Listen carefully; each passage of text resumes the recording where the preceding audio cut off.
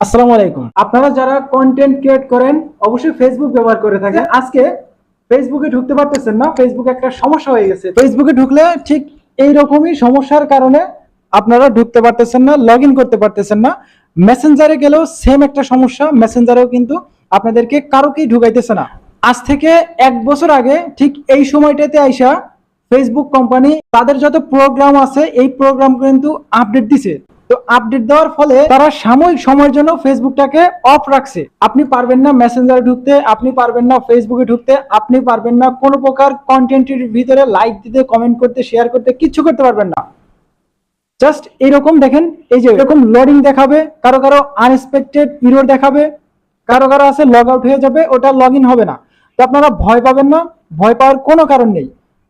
1 থেকে 3 ঘন্টা এর ভিতরে ফেসবুক কোম্পানি যে আছে মেটা, তারা এটা নিয়ে কাজ করতেছে।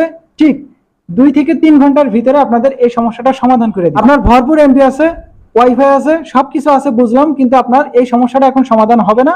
কিছুক্ষণের ভিতরে আপনার সবকিছু সমাধানটা হয়ে যাবে। আশা করি মোটামুটি আকারে বুঝতে পারছেন। একটু ধৈর্য ধরে থাকেন, ফেসবুক খুব দ্রুত আপনাদের এই সমস্যাটা সমাধান করে দিবে। ধন্যবাদ।